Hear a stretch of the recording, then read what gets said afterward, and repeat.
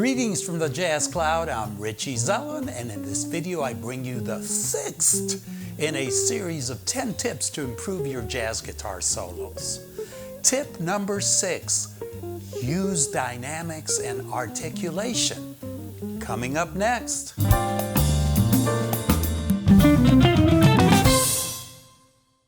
Welcome back to the Jazz Guitar channel, and if this is your first time and you want to learn all about the art of playing jazz guitar, this is the place. So be sure to subscribe and don't forget to click the bell notification icon so you won't miss anything. In the previous lesson, my 5th tip was develop a smooth contour, and I demonstrated the importance of using a range of at least 2 octaves in gradually developing what is known as a pitch contour. Today we explore another concept that is often ignored by less experienced players. And I'm talking about the use of dynamics and articulation. Let's talk about dynamics first. Dynamics refers to the loudness and softness of your notes. And if you watched the last video, you'll recall that I compared the inflections in high and lower pitches when we speak to how we should also use the range of our pitch contour when we play in order to better express our ideas. And I went on to say that when we solo, we should think of ourselves as storytellers. A good solo, therefore, needs to have somewhat of a plot development that introduces different elements to create interest.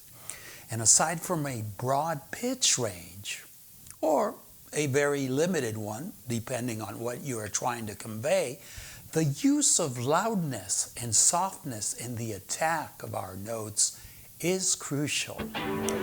If you've ever looked at a piece of classical music, you'll notice a bunch of small letter markings at the start of a given measure.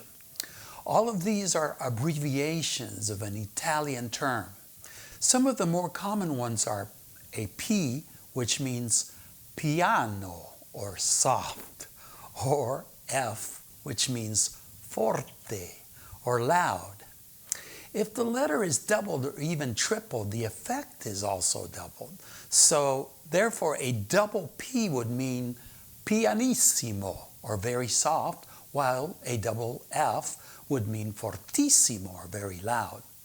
You'll also sometimes see the term mezzo before the P or F, and this decreases the effect. Therefore, MF, or mezzo forte, would mean somewhat loud.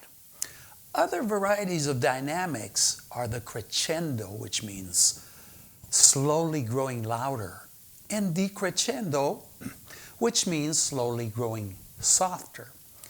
For example, most jazz soloists will start on mezzo piano or even piano if it's a ballad. For a bridge, they might go to mezzo forte and on to a fortissimo on a C section. Otherwise, they might climax before that and end on a mezzo piano. It all depends on what the soloist wants to convey, and it will vary. After all, you don't want to tell the same story every time you solo. So now that we've reviewed the most common forms of dynamics, let me demonstrate how I might use them in a short solo. So first I'm going to solo to the changes of Satin Doll, the initial A section, and I'm not going to use any dynamics. And then I'll repeat, but using dynamics, so you can hear the difference.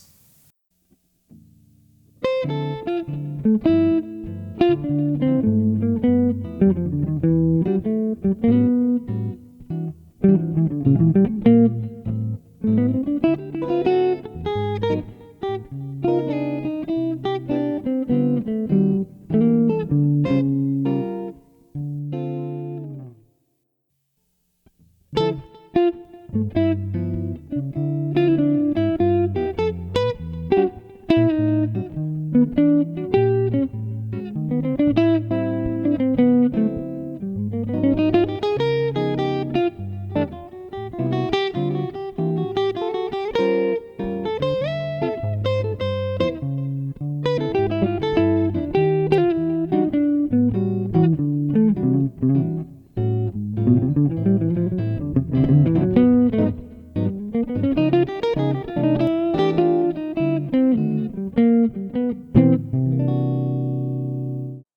probably noticed that I used accents to hit some of the fortissimo or loud notes. Well, this brings us to the second topic I want to talk about, which is articulation. This refers to the different techniques we use to play a single note in relation to others. And this is often directly tied to the dynamics when using accents, simply because we are dealing with volume. However, there are other attributes of articulation that are not directly related to amplitude or volume, such as the note's duration or the way you attack it when transitioning to the next note.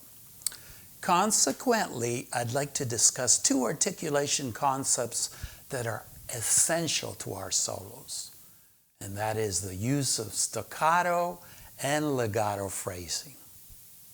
Now, staccato means that the duration of the note is slightly shortened so that there is a small space between the notes.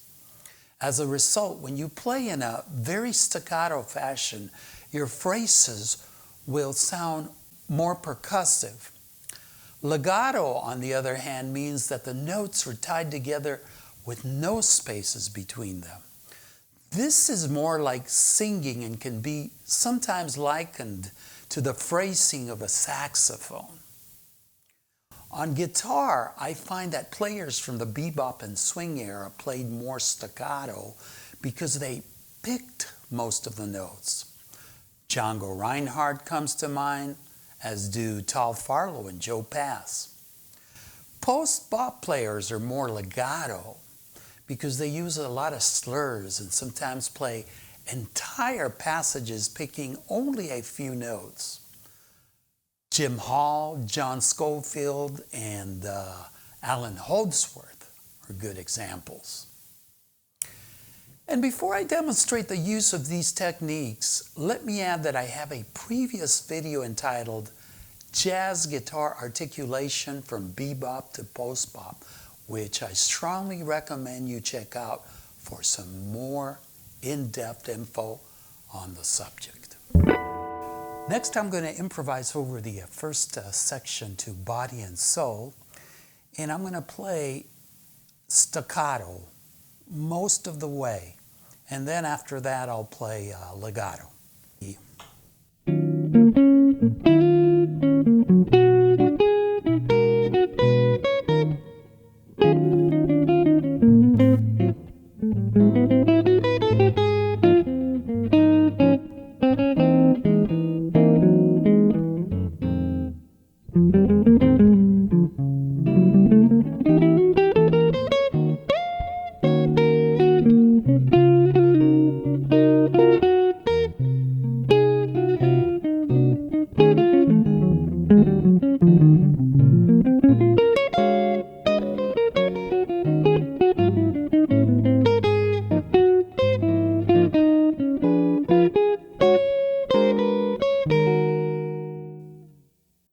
One, two, three, four.